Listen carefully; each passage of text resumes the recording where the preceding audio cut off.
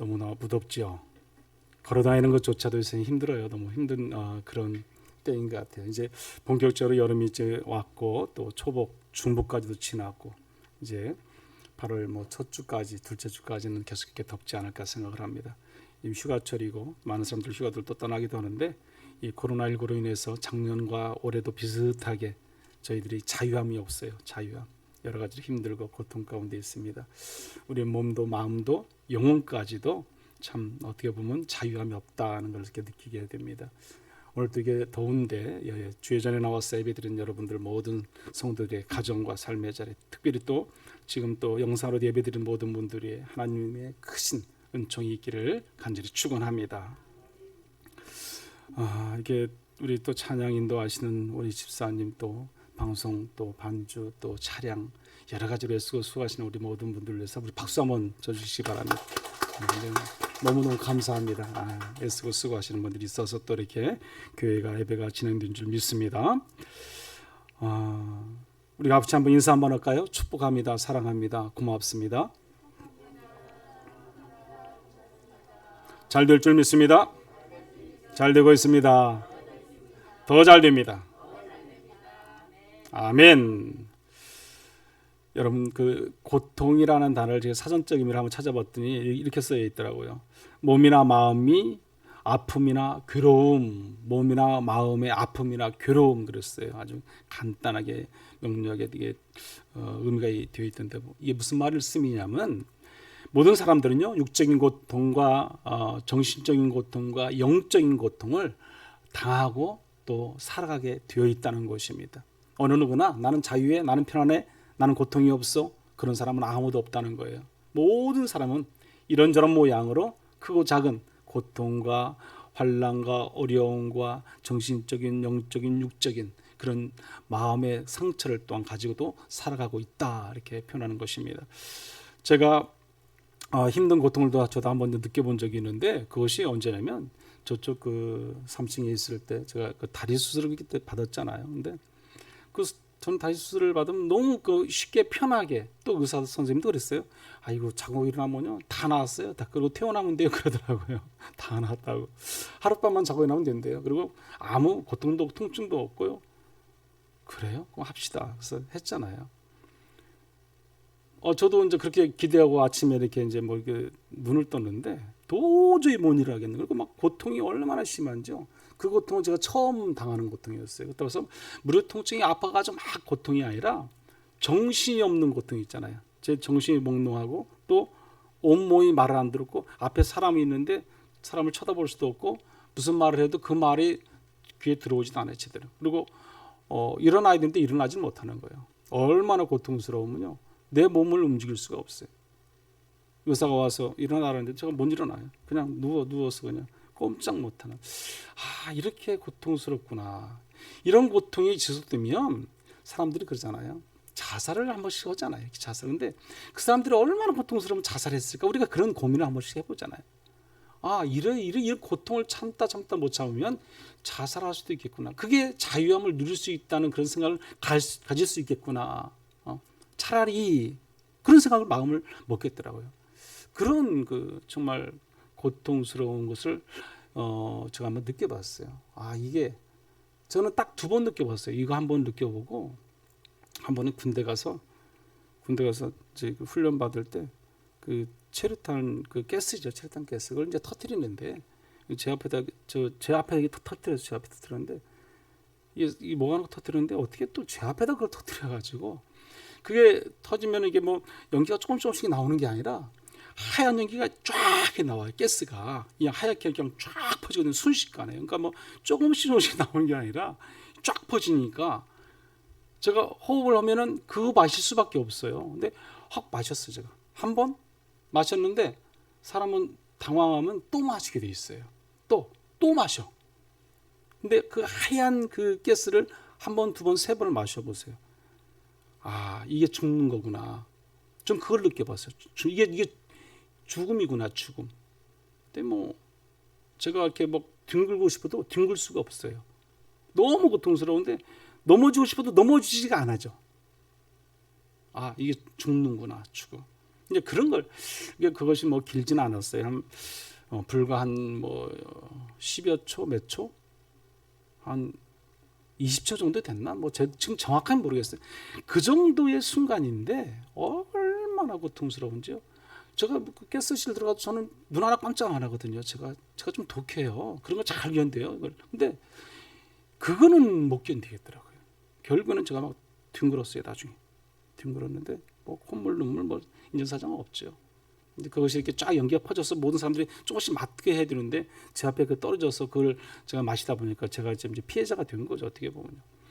그때의 고통은 이루 말할 수 없더라는 거지. 사람은 그런 죽음까지 가기 직전까지 어떤 고통, 그런 것을 저뿐만 아니라 여러분도 이런 뭐 그런 경험이 다 있을 거예요. 그렇지 않습니까? 살다 보면 어떤 고통을 안 겪겠습니까? 정말 참기 힘들다, 어렵다는 고통들을 누구나 다 한 번씩 경험해 봤을 겁니다. 우리가 살아가는 삶에서 그런 고통과 고난이 없으면 얼마나 좋겠어요. 그런데 그렇지 않다는 거예요. 어느 누구나 크고 작은 고통들이 다 있어요. 저도 있고 여러분도 있고요. 그것을 늘 우리는 가지고 살아가게 되어 있습니다. 어떻게 보면 인생의 가장 큰 고민은요, 왜 고난이 오는가 하는 것이에요. 도대체 때로는 우리가 알 수도 없는 그런 고난이 밀려오고요, 근심 걱정 염려거리도 밀려오고요, 또 우리가 이해하기 쉽지 않은 그런 고통이 막 밀려오잖아요. 그 가운데 우리는 살아가게 되어 있습니다. 그런데 성경에서 말하는 하나님은 어떤 하나님이세요? 참 좋으신 하나님이세요. 자비의 하나님이시고 우주 만물을 창조하시고 우리를 사랑으로 우리를 긍휼로 베풀어 주시고 인도하시는 하나님이세요. 그런 하나님인데, 그런데 왜 우리에게 그런 고통을 줄까? 하나님이 그렇게 자비하여 하나님이 사랑이 많은 긍휼이 많으신 하나님이라면 우리가 그런 고통을 주지 않아야 되잖아요. 그런데 왜 우리에게 그런 고통을 주는지 우리는 이해할 수 없는 때가 많잖아요. 우리는 그렇게 좋으신 하나님, 우리에게 고난을 주시는 그것은 그래도 하나님의, 우리가 때로는 주는 그 고난 속에서 우리는 하나님의 뜻을 우리가 알아야 된다는 것이죠. 분명히 우리가 고통을 주고 고난을 주면 그것은 하나님의 뜻이 있어요. 뜻이 분명히 있기 때문에 그 뜻을 우리가 바로 알고 깨달아가지 아니하면 우리는 또 때로는 그 고통이 더 길어질 수밖에 없는 거죠. 그렇다면 그 고난은 하나님의 뜻인가라는 질문이 그러면 또 우리에게 또 올 수도 있습니다. 그거 작든 우리에게는 고난이 있습니다. 산을 하나 넘으면 우리는 또 하나의 산이 앞에 가로막고 있다는 사실이에요. 이것만은 해결되면, 이 부분만은 해결되면 이제는 나는 괜찮겠지, 자유하겠지, 아무 어려움이 없겠지. 아니에요, 여러분. 하나 해결되면 또 하나가 또 와요, 여러분. 그 다음에 더 큰 것이 와요, 더 큰 것이. 여러분, 그러잖아요. 많이 경험해 봤잖아요. 늘 우리는 그런 삶을 우리는 살아가고 된다는 것입니다. 그러한 고난이 과연 어떤 하나님의 뜻인가 하는 질문에 보면 한 4가지를 말씀할 수 있는데 이런 게 있어요. 첫째는 그렇다, 고난은 전적으로 하나님의 뜻이다라는 긍정적인 어떤 대답이 있어요. 즉 긍정적인 대답. 또 둘째는 아니다, 고난은 결코 하나님의 뜻이 아니다. 즉 부정적인 그런 대답이 있을 수 있어요. 왜 하나님이 고난을 주냐? 그건 말도 안 된다. 세 번째는요, 고난 자체가 하나님의 뜻은 아니지만 하나님의 뜻을 이루기 위해서 고난이 허용되기도 한다는 것이에요. 즉 어떤 대답이에요? 중립적인 대답이죠. 중립적인 대답. 네 번째는요, 마지막은 고난은 하나님의 뜻에 대한 복종의 결과일 수 있다는 거예요. 고난은요, 복종의 결과. 이것은 예수님이 십자가에서 우리가 찾는 대답이잖아요. 예수님께서 우리를 위해서 십자가 달려 돌아가셨어요. 죽으시기까지, 복종하시기까지, 순종하심으로 죽기까지 사랑을 실천하신 예수 그리스도의 십자가의 사건을 우리가 알 수 있는 것입니다. 저는 지난주에 여러 가지 많은 일들도 있었지만 육체적인 고통과 영적인 고통과 정신적인 고통이 한꺼번에 막 몰려오더라고요. 이게 한번 밀려오면요, 여러분, 그 무게감이란 것은요, 이루 말할 수 없는, 온 지구가 나를 다 누르는 것 같아요. 지구가. 그 바위 덩어리 하나, 큰 바위 덩어리 하나가 내 가슴을 팍 누르면요, 그거를 우리가 들 수도 없고 움직일 수도 없는 거죠. 마음이 정지된 상태, 마비된 상태, 그러지 않습니까? 꼼짝하지 못해, 이러지도 저러지도 못하고요, 아무 일도 안 돼요. 그러지 않습니까? 그런 고통이 저에게는 밀려오더라고요. 여러분에게도 그런 고통들이 때로는 종종 있을 수도 있습니다.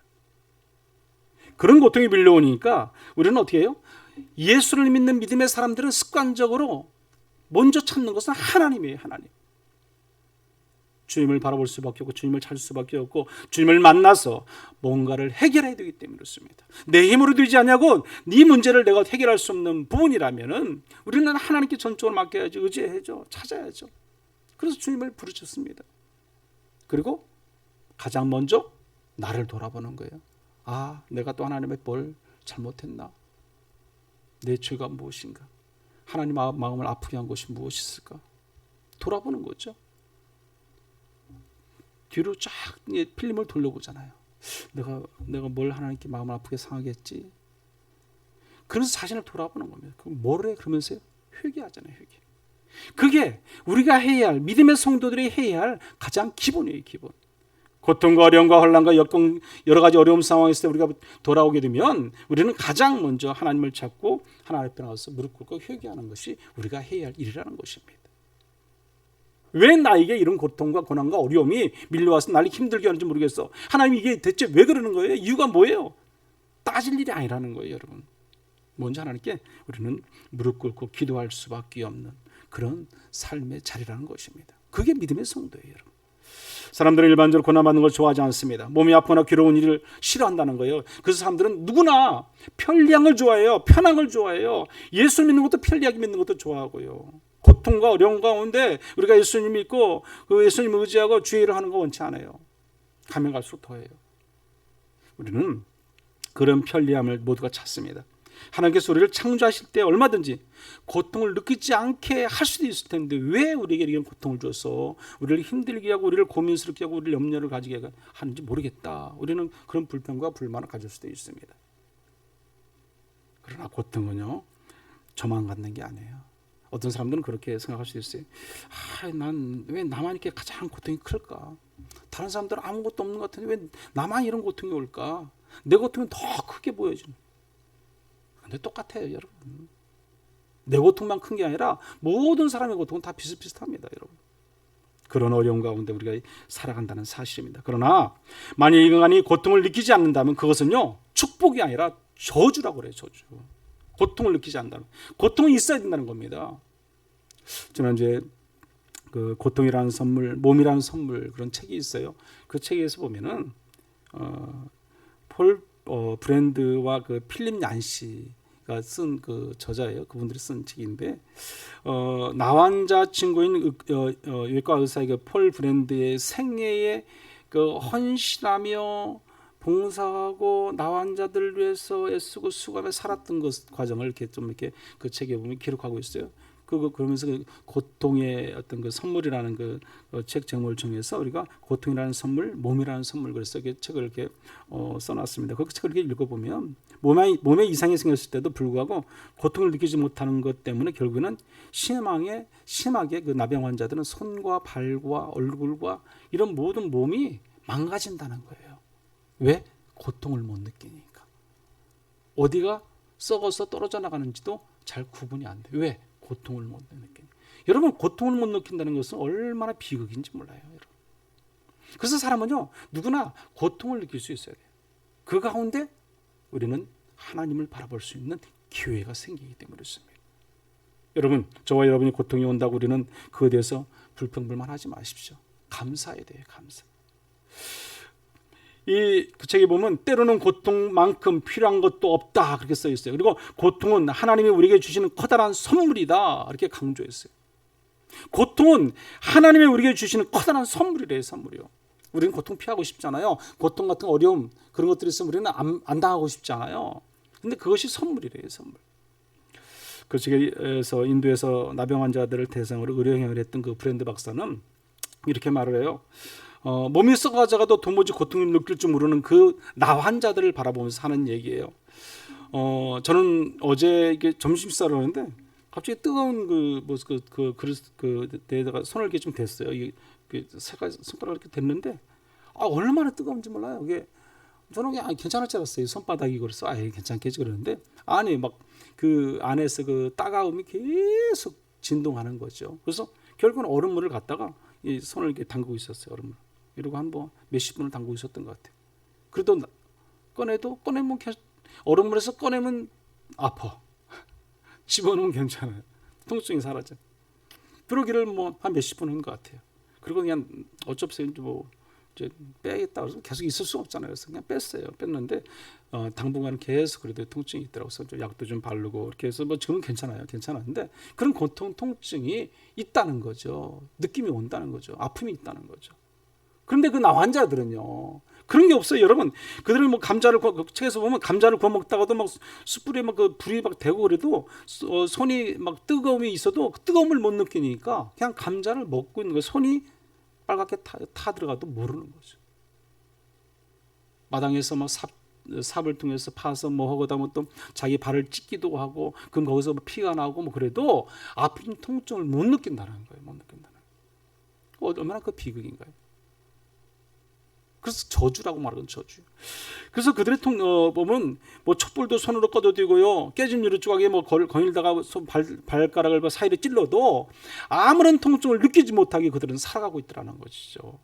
그래서 저는 그 책을 읽으면서 마음 아픈 한 부분 보니까 이렇게 기록하고 있어요. 한밤중에 잠을 자는 동안에요. 쥐가 와서 그 사람들의 손가락과 발가락을 이렇게 갉아먹고 있다는 거죠.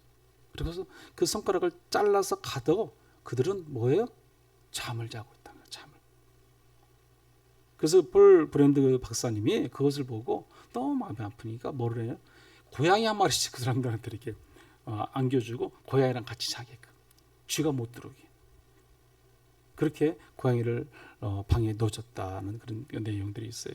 심지어 그 책의 313쪽에 보니까 이런 글이 나오는데 10대 한 무리 환자들이요. 10대 그러니까 나 환자에 걸린 10대 젊은 친구들이 그들은 뭐 그런 게 없잖아요. 막 무조건 또 뛰어놀고 또 열심히 또 뭐 살기도 하지만 그들이 장난 삼아서 하는 그 장난 삼아서 서로가 자기네 같은 그 어떤 통각 아마도 통증, 무감각한 그 통증이 없는 그것을 자기들이 서로 간에 장난 삼아서 표현하는데 어떻게 하냐면요.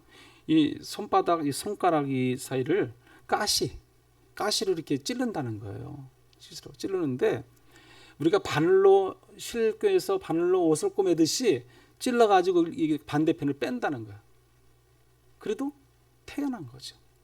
아프지가 않으니까 통증이 없잖아요. 통증.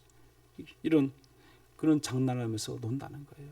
그래서 그 의사가 브랜드 의사가 이건 왜 그래 이렇게 상처 이렇게 많아 그러면 웃으면서 그들은 몰라요 저절로 그렇게 됐어요. 그렇게 아이들은 그냥 장난삼아 말한다는 거예요. 그런 모습을 그 아이들이 볼 때 그 브랜드 의사는 너무 마음이 아픈 거죠. 왜? 통증을 못 느끼니까. 통증을 느끼는 것이 축복인데 통증을 느끼지 못하니까 뭐라요? 저주라고 말하는 겁니다. 저주라고. 그래서 인간은 통증이 있어야 된다. 무통이라는 것은 최악의 저주가 담겨 있다. 이렇게 그 책에는 기록을 하고 있습니다. 이와 같은 의학적인 관찰을 통해서 브랜드 박사가 도달하는 것은요. 고통이 하나님께 주시는 가장 큰 선물이다. 선물. 우리가 고통이 올 때 그것을 왜 나만 이런 고통이 오고 왜 나는 이런 고통을 겪어야 됩니까? 불평불만 할 것이 전부가 아니라는 거예요. 때로는 내가 고통이 오면 그것이 하나님이 나에게 주신 뭐다? 선물이다. 여러분 그렇게 생각하시고 늘 기도하시는 저와 여러분들 되시길 간절히 축원합니다. 나 혼자 고침을 받기 위해서는 가장 중요한 첫걸음은요. 통증을 회복하는 거예요. 통증을 회복하는 거. 마비된 무통의 몸에서 어딘가 통증을 느끼는 것이야말로 그 어떤 부위가 낫는 거예요. 우리가 병원에 가서요. 수술하고 뭐하고 나면요. 그 무통 주사를 맞고 많이 또 그 마비될 정도로 우리가 그 주사를 통해서 우리가 통증을 느끼지 못하고 수술을 하고 무슨 치료를 받잖아요. 그러면 빨리 회복이 돼야 돼요. 내가 몸이 빨리 낫기 위해서는 그 통증이 먼저 사라져야 돼요. 그리고 아픔이 와야 돼. 아픔이요. 어딘가 그 치료된 부분, 수술한 부분이 빨리 통증이 느껴져야 그것이 빨리 우리가 치료되고 있고 회복되고 있다는 사실입니다. 그래서 우리는 회복이 돼요. 통증이란 게 얼마나 중요한 걸 알 수 있습니다. 전에도 제가 말씀드렸지만 저희 어머니께서 돌아가시기 전에 늘 병원에서 한 9개월 입원해 계실 때 늘 가고 뭐 느낄 때 보면 그때도 아무것도 아닌 거 여러분들이 그 손에 쥐고 있는 핫팩 같은 거 따뜻한 그 핫팩 그것을 어떻게 이제 따뜻하게 이제 손 차가웠다 하니까 가져다 주고 따뜻하게 쥐고 있으라고 어떻게 뭐 갖고 있다가 이제 놓았을 거 아니에요. 근데 그것을 놓은 곳이 떨어진 곳이 어디냐면 이 배 위에요. 배 위인데 통증이 없으니까. 그것이 핫팩이 뜨거우면 얼마나 뜨겁겠어요, 여러분. 그렇잖아요. 근데 그것이 1시간, 2시간, 3시간 계속 그 자리에 있어 보세요. 그 살이 어떻게 되겠어요? 되죠. 화상을 입는 거죠, 화상. 그러니까 결국에는 화상을 입어서 거기 치료하는데 한참 걸렸어요. 한 날 며칠 동안.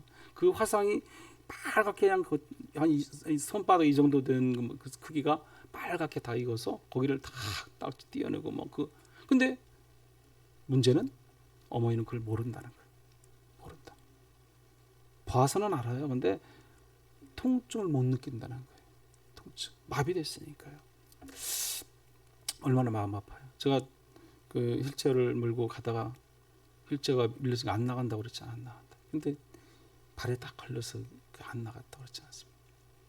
근데 그것을 어머니는 모르잖아요. 제가 말씀도 안 들었어요. 그것도 제가 말씀 안 드렸어요. 그 말씀 어떻게 드리겠습니까? 안 드리고 제가 다시 원위치시키고 다 이렇게 빼서 이렇게 원위치시키고 다시 밀고 갔지만 저의 마음은 그게 아니죠. 얼마나 힘들겠어요. 이 사람이요, 그 통증을 못 느낀다는 것이 그런 것 같아요. 제가 보니까. 그건 이 책에서 말씀하는 것처럼 저주 같아요. 저주. 어떻게 보면 비극적인 거죠. 그래서 우리는 통증 느끼는 것도 뭐 해야 된다? 감사해야 돼요. 감사. 여러분, 제가 지난 한 주간 너무너무 힘들었어요. 어려웠어요. 뭐 지금도 마찬가지겠지만 계속 이어질 수 있어요. 그러나 그것으로 인해서 우리가 하나님을 외면하고 떠나서는 안 되는 거예요. 더 하나님을 찾고 부르짖고 하나님을 만날 수 있는 그런 기회가 되고요. 또 기도거리가 되기 때문에 우리는 뭐 해야 돼요? 감사하는 거죠. 감사. 우리 믿음의 성도들은 통증이 있을 때 더 감사할 수 있는 저와 여러분들 되시기를 간절히 축원합니다.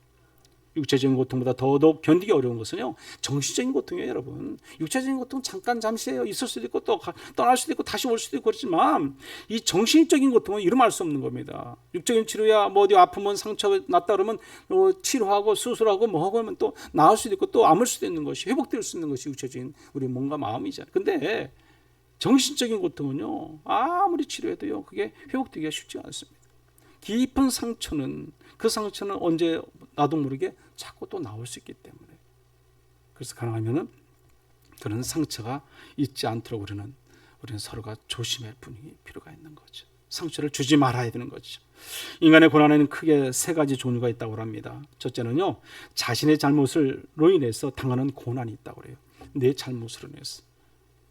내가 잘못하면 어디 가야 돼요? 우리는 법적인 절차를 밟으면 교도소 가야 하잖아요.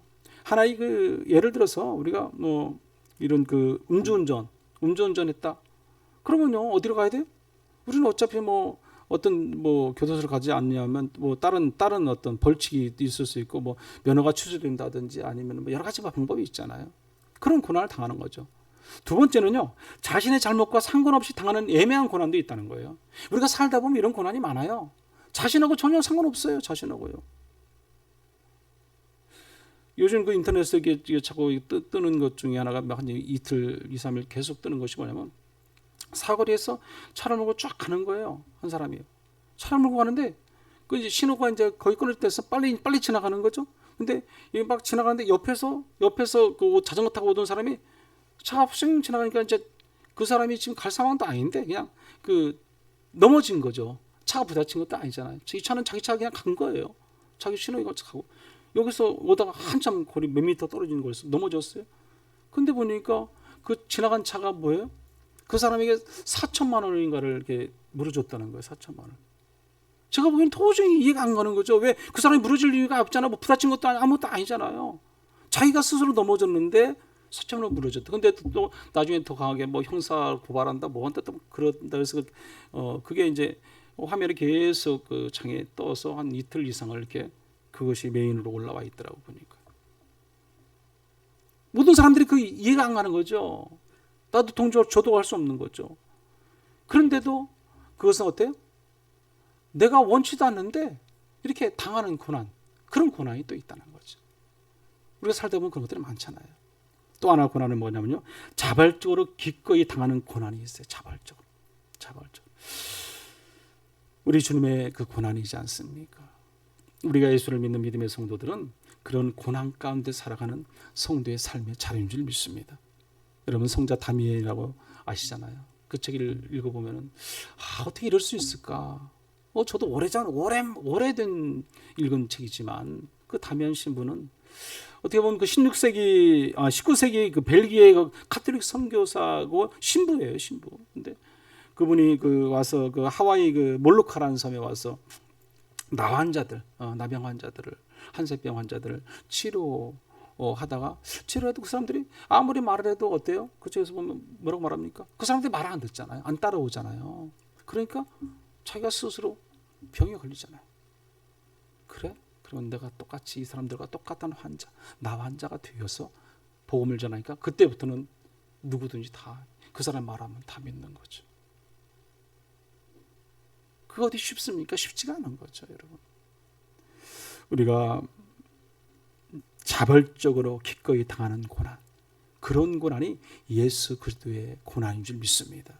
그런 신앙, 그런 믿음을 통해서 우리는 늘 살아갈 줄 믿습니다. 그러면 왜 하나님은 인간에게 고난을 허락하였을까? 왜 하나님께서는 우리 인간들이 고난을 주셨을까? 한 세 가지만 말씀을 드리면요. 첫째는 고난은 무슨 의미가 있는가? 고난은 하나님 아버지께 돌아오라는 손짓이에요. 손짓. 내가 고난을 받고 있다, 어려움을 당한다, 환난을 겪고 있다, 그러면 하나님께 돌아오는 손짓이에요. 제가 아까 그랬잖아요. 너무 힘들고 어려우니까 목회자로서 또한 성도로서 어떤 신앙인으로서 가장 먼저 찾는 것이 하나님이죠.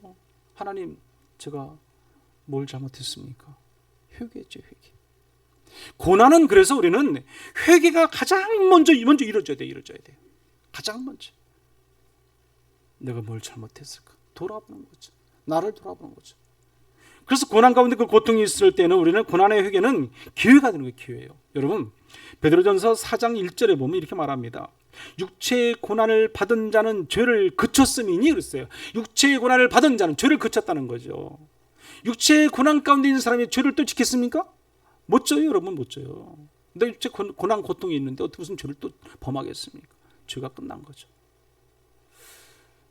히브리서 기자는요, 하나님의 자녀들을 범죄할 때 하나님의 징계하는 것은 우리에게 유익이 되도록 하시기 위함이다. 징계하시는 이유가, 하나님이 징계하는 이유는 분명히 우리를 유익되게 하기 위함이라고 이렇게 히브리서 기자는 말을 하고 있습니다. 사람은 형통하고 아무 근심 걱정 없으면 하나님 어때요? 잘 찾지 않아요. 내가 힘들고 어렵고 고난이 오고 이루 말할 수 있는 어떤 고통이 밀려오게 되면 우리는 또 하나님을 찾게 된다는 겁니다. 그 하나님을 의지하게 되는 거예요. 그게 우리 인간의 어떤 심리적인 마음이에요. 마음. 하나님은 그러나 우리가 하나님을 늘 찾고 회복되는 신앙을 가지기를 원하십니다. 저와 여러분이 꼭 고통이 와야만이, 하나님을 찾고 내가 어려움이 닥쳐야만이 하나님께 나와 기도하고 내 죄를 회개하는 것이 아니라 늘 하나님을 찾고 하나님을 의지하고 살아가는 저와 여러분들 되시기를 간절히 축원합니다. 여러분, 집을 떠나거나 집을 나간 자녀들이요, 언제 부모를 더 그리워하고 찾습니까?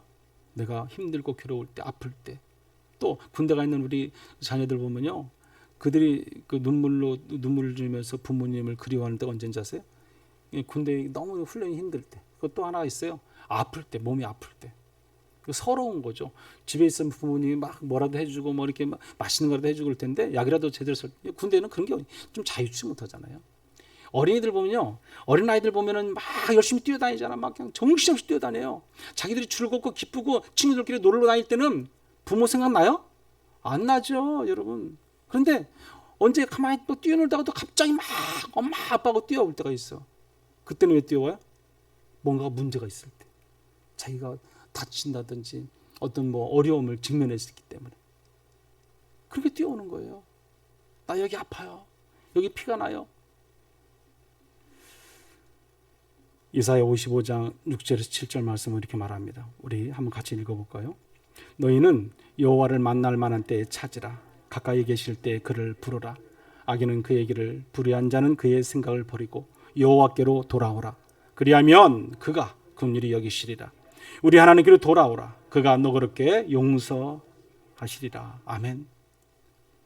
고난은요, 하나님을 만나는 기회를 얻는 거예요. 하나님 만나는 기회를. 내가 고난이 오면요, 하나님을 찾는 거예요. 하나님을 찾으세요. 하나님을 부르세요. 부르짖으면 하나님은 반드시 응답하실 줄 믿습니다. 편안할 때는요, 우리가 예수 믿는 것이 쉽지 않습니다. 그러나 내가 어렵고 곤란이 오고 환란이 오고 핍박이 오고 이런 말할 수 있는 고민이 될 때는 우리는 하나님을 찾게 된다는 겁니다. 또 하나 둘째는요, 고난에 무슨 의미가 있느냐 하면은 고난은 기도하라는 하나님의 신호예요. 기도하라는 하나님의 신호. 믿음의 성도들에게 하나의 사인이에요. 사인. 너 기도해. 너 지금 기도 안 하고 있잖아. 그거예요, 여러분. 그걸 알아야 되는 거죠. 야고보서 5장 13절에 보면은요, 너희 중에 고난 당하는 자가 있느냐? 그는 기도할 것이요. 아멘. 고난 당할 때 우리 뭐 해라? 기도해라. 그 말씀이에요. 되게 사람들은 이런 고난을 당하면 근심하거나 낙심하게 됩니다. 그러나 성경은 고난 당할 때 뭐 하라? 기도하라 말씀합니다. 기도하면 주님께서 해결해 주시기 때문에 그렇습니다. 책임져 주세요, 하나님께서. 그런데 우리가 책임을 못 받는 것은 뭐예요? 기도하지 않기 때문에 그러는 거죠. 기도해야죠, 여러분. 우리 다 같이 한번 따라해 볼래요? 고난은 기도의 초청장이다. 따라해 보세요. 고난은 기도의 초청장이다. 예. 고난이 오면요, 하나님께 초청하시는 거예요. 뭘요? 기도하라고, 기도하라고. 야, 너 빨리 기도해, 기도해. 그거 아니겠어요? 고난 당할 때 기도하라고 분명히 말씀합니다. 우리는 기도하면 돼요. 여러분, C.S. 루이스는 정말 여러 많은 책을 많이 써주신 분인데, 고난은 하나님의 메가폰이다 이렇게 말했어요. 고난은 하나님의 메가폰이다. 이 메가폰 소리가 엄청 크잖아요. 우리 목소리보다 더 많이 크잖아요. 그 메가폰의 그 확성기인데, 하나님께서 처음에는요, 우리를 불렀어요. 야, 김집사, 이집사, 뭐 최집사, 일로 와봐, 일로 와봐. 최목사, 일로 와, 일로 와. 그런데도 안 가요. 우리가 오라고 해도 안 가잖아요. 그러면 좀 더 큰 소리, 야, 김집사, 이집사, 빨리 와, 일로. 더 큰 소리를 할 거 아니에요. 그래도 안 가, 우리가요. 그러면 어떻게 해요? 더 큰 소리로, 더 큰 소리로 하나님이 우리가 듣도록 부르신다는 거, 듣도록. 그게 뭐예요? 고난이에요, 고난, 여러분. 우리에게 고난을 주어가지고 우리가 깨닫게 하시고 우리를 하나님 앞으로 다시 인도하시는 분이 여호와 하나님이시라는 겁니다, 여러분. 왜? 우리를 사랑하시기 때문에, 긍휼을 베푸시는 하나님이시기 때문에 그렇습니다. 우리를 사랑하지 않는다면 우리의 그런 고난도, 그런 메가폰도 주지 않는다는 거죠, 여러분. 뭐로 그렇게 메가폰까지 막 써서 이렇게 우리를 고난을 줘서 우리를 확성을 크게 해서 우리를 부르겠습니까? 사랑하기 때문에, 사랑하기 때문에. 여러분, 여러분의 자녀가 밖에 나가서 위험에 처해 있는데 지금 저기 있다 보면요, 어떻게 하겠어요? 목소리 더 크다 부를 거 아니에요. 가만히 있겠어요? 네 마음대로 해라. 네 인생인데. 어느 그런 부모가 있겠습니까? 큰 소리 쳐야죠. 그것이 바로 고난이에요, 고난. 없었던 일이, 상상도 못했던 일이 갑자기 생기고요. 잘 되던 일이 갑자기 꼬이고요. 또 자녀들로 하여금 근심, 걱정, 염려, 고민이 생기고요. 직장에서 믿던 사람에게 사기를 당하고 물질적으로 꽉 막혀지고, 이런 모든 것들 고난의 메가폰 소리로 못 들으면 우리는 위험에 처해집니다. 위험에 처해. 그게 바로 고난의 소리예요. 고난의 소리. 우리는 알아야 되는 거죠. 고통이죠. 이럴 때 하나님께 기도해야 합니다. 부르짖어야 됩니다. 시편 50편 15절에 보면 환난 날에 나를 부르라. 내가 너를 건지리니 내가 나를 영화롭게 하리로다. 아멘, 아멘. 환난 날에 주님을 부르면 주님께서 우리를 반드시 영화롭게 해주시고 우리를 인도하시고 책임져 주시겠다 말씀합니다. 불러야지. 고난을 당할 때 오직 하나님의 음성을 듣기 위해서는 우리는 기도에 집중해야 할 줄 믿습니다. 셋째, 마지막 끝으로는요, 고난에 무슨 의미가 있습니까? 그것은 고난은 변장된 축복이라는 사실. 변장된 축복, 여러분. 오늘 본문의 말씀 한번 읽어보죠. 71장 119편 71절입니다. 같이 시작. 고난당하는 것이 내게 유익이라. 이로 말미암아 내가 주의 율례들을 배우게 되었나이다. 아멘. 고난당하는 것이 내게 유익이라고 말씀합니다. 그래서 내가 그 율례를 배웠다고 말씀합니다. 하나님 말씀에 순종하고 하나님 말씀대로 뜻대로 살려고 애쓰고 노력한다는 것입니다. 왜? 고난이 나에게 유익이 되기 때문에 그렇습니다. 유익이 되기 때문에. 우리가 고난이 나에게 유익이 되지 않는다 생각하면 우리는 그것을 받아들일 수 없습니다. 그렇습니다. 로마서 8장 17절 18절 말씀 보면 이렇게 말합니다. 우리 같이 한번 읽어보죠. 자녀이면 또한 상속자 곧 하나님의 상속자여 그리스도와 함께 한 상속자니 우리가 그와 함께 영광을 받기 위하여 고난도 함께 받아야 할 것이라 생각한 건데 현재의 고난은 장차 우리에게 나타날 영광과 비교할 수 없느니라. 아멘. 뭐라고 말씀합니까? 영광 받기 위해 고난도 함께 받아야 돼요. 근데 장차 우리에게 나타날 영광과 비교할 수 없다. 비교할 수 없다. 저 천국에 가서요, 하나님의 그 상급 안에서 우리가 섰을 때는 이 땅의 고난, 이 땅의 아픔, 이 땅의 염려, 근심, 걱정 아무것도 아니라는 거예요. 아무것도 아니에요, 여러분. 많이 받으면 받을수록, 쌓아진 것이 많으면 많을수록 어때요? 우리는 더 큰 하나님의 은혜와 축복이 우리 가운데 있게 된다는 사실입니다. 아멘. 여러분 믿으시기 바랍니다. 내가 조금 아픔이 온다고, 고난이 왔다고 그것을 뿌리치고 나는 이 어려움 안 겪을 거야, 도망가지 마십시오. 히브리서 기자는 또 이렇게 말합니다. 히브리서 12장 11절인데 같이 한번 읽어볼까요? 무릇 징계가 당시에는 즐거워 보이지 않고 슬퍼 보이나 후에 그로 말미암아, 아멘, 후에 그로 말미암아 연단을 받은 자 그랬어요. 얼마나 받은 자들은 의와 평강의 열매를 맺는다. 고난은 유익한 것임을 분명히 성경은 말씀하고 있습니다. 오늘 고통이라는 선물, 제가 말씀드리고 있는데 책의 저자인 볼 프렌드 박사의 체험 이야기인데, 마지막으로 이 체험 이야기 하나만 제가 말씀드리고 마치도록 하겠습니다. 어느 날 밤 그는 열심히 일을 하고 들어와서 양말을 벗는데 순간 발꿈치에 아무런 감각이 없더래요. 그래서 감각이 없어서 좀 이상하다 그래서 이제 뭐 이렇게 뾰족한 걸 찔러봤는데 그래도 감각이 없더래요. 아차 생각 드는 것이 오니까 늘 그 인도에서 그 나환자들과 치료하고 그들을 고쳐주고 그들을 막 하는 일이 그 사람의 전부잖아요. 삶의 전부잖아요. 그것이 딱 순간에 생각이 드니까 그분은 이제 고민이 빠진 겁니다. 아, 내가 나병에 걸렸나 보다. 나는 이 밤에 이제 자고 일어나면 나환자로서 또 내 인생의 삶이 다시 바뀐 삶을 살아야 되나 보다. 외과 의사로서 그들을 치료하고 수십 년 동안 그런 병 고치고 하던 사람이었는데 자기 발에 감각이 없어서 보니까 절망 속에서 빠질 수밖에 없었다 그래요. 근데 그 다음날 자고 일어나가죠. 그래도 다시 한번 혹시나 하는 마음으로 뾰족한 걸로서 다리를 한번 콱 찔렀다는 거예요. 그런데 소스라치게 너무 아파가지고 막 깜짝 놀랐다는 거예요. 자기가 자기 발을 찔러놓고. 그런데요, 얼마나 감사해요. 자기는 나병에 걸려서 자기도 무통으로 어떻게 보면 나병 환자가 됐나 보다 생각했는데 보니까 그렇지 않더라는 거죠. 통증이 오더라는 거죠. 그 통증이 오니까 그는 자기는 너무 감사했다는 거예요. 그래서 하나님께 그 자리에서 무릎 꿇고 감사했다는 거예요. 나에게 통증을 주셔서 감사하다. 여러분, 우리는 통증이 왜 나에게는 통증이 옵니까? 그렇게 말할 수 있어요. 근데 그 브랜드 박사는요, 실수로 손가락이 베어도, 어디가 더 상처가 나도, 어디가 아파도, 어디가 뭐 망치로 손가락을 찧어도 그냥 무조건 감사했다. 감사. 이래도 감사, 저래도 감사. 아픔을 주셔서 감사. 손이 칼로 베어서도 감사. 왜? 통증을 느끼니까. 그날 이후 브랜드 박사는 완전히 달라졌다고 합니다. 자기 몸 아픈 곳 얼마든지 큰 축복이고 그 아픔 속에서 자기는 누구를 바라볼 수 있어요? 하나님을 바라볼 수 있고 하나님을 생각할 수 있고 기도할 수 있고 주님을 향한 열정을 가질 수 있기 때문에 그렇습니다.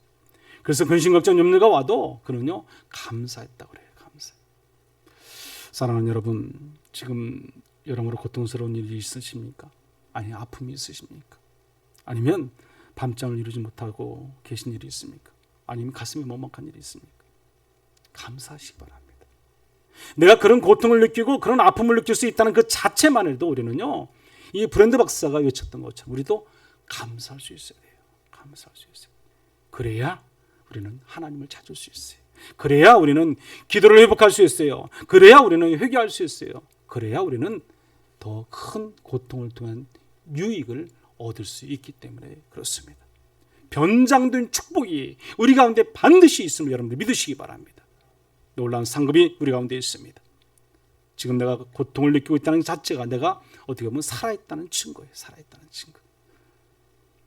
고난이 크면 큰 만큼 우리에게 축복도 반드시 배가 된다는 사실을 믿으시기 바랍니다. 고난당하는 가운데 우리가 끝까지 하나님을 신뢰하고 기다리면요, 우리의 고난이 변해서요 축복이 될 줄 믿습니다. 우리의 슬픔이 변해서 기쁨이 될 줄 믿습니다. 우리의 눈물이 변하여 웃음이 될 줄도 믿습니다.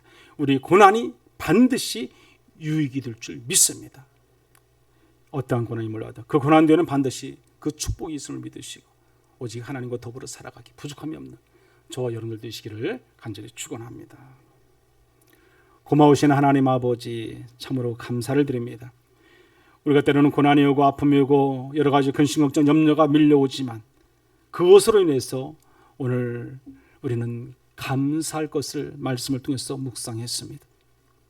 내가 고통이 오면, 고난이 오면, 아픔이 오면 우리는 감사할 줄 아는 그런 믿음의 성도들이 다 될 수 있도록 하나님 인도하여 주시옵소서. 고난을 당하게 되면 나를 돌아보는 그런 마음을 가지게 하여 주옵소서.